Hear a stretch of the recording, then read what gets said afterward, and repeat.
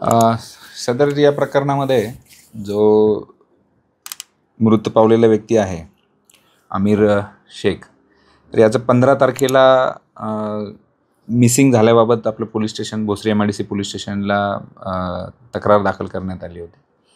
सदर ती तक्रार जी आहे त्यांची पत्नी जी आहे अरीना उर्फ तिचा पूर्वीचं नाव निकिता गायकवाड आहे, त्यांनी दिली होती. त्या तक्रारी मिसिंगची ज्यावेळेस सगळं तपास चालू होता, तर त्या दरम्यान 27 तारखेला ज्या आमिर आहेत त्यांचे वडील मोहम्मद कासिम शेख यांनी आपल्याकडे तक्रार नोंदवली की त्यांना संशय आहे त्याचा घातपात करण्याच्या दृष्टीने त्याचं अपहरण केलेलं आहे म्हणून. तर मग सदरबाबत आपण अधिक चौकशी केली. त्या गुन्ह्याच्या तपासामध्ये आपल्याला त्यांचा जो संशय आहे तो खरा असल्याचं निदर्शनास आलं. त्याच्यावरून आपण 4 आरोपींचा या गुन्ह्यामध्ये सहभाग असल्याचे निष्पन्न झालेलं आहे. त्यापैकी 3 आरोपी आपल्या पोलीस कोठडीत आहेत. त्यांनी हा पूर्वनियोजित कट करून बेसिकली जी मुलगी आहे हे सर्वजण राहणार पारनेर अहमदनगर जिल्ह्यातले आहेत. तर यांच्या लग्नाला त्या मुलीच्या घरच्यांचा विरोध होता आणि त्या विरोध असताना देखील यांनी लग्न केलं आणि त्याच्यानंतर हे पुण्यामध्ये मागच्या 4 ते 5 महिन्यांपासून राहत होते.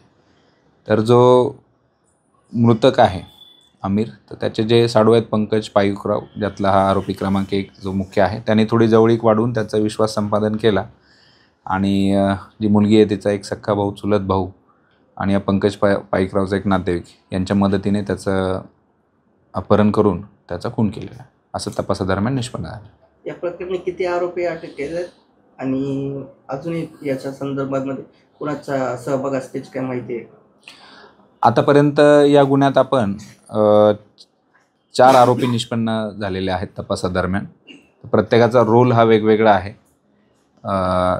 त्याच्यामध्ये 3 आरोपींना आपण आतापर्यंत अटक केली. एक आरोपी जो आहे तो फरार आहे, त्याच्यासाठी स्वतंत्र पथक काम करते त्याला अटक करण्यासाठी.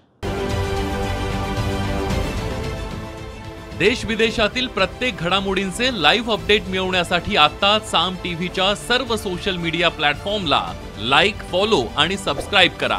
तसंच सर्व नोटिफिकेशनसाठी बेल आयकॉन प्रेस करायला विसरू नका.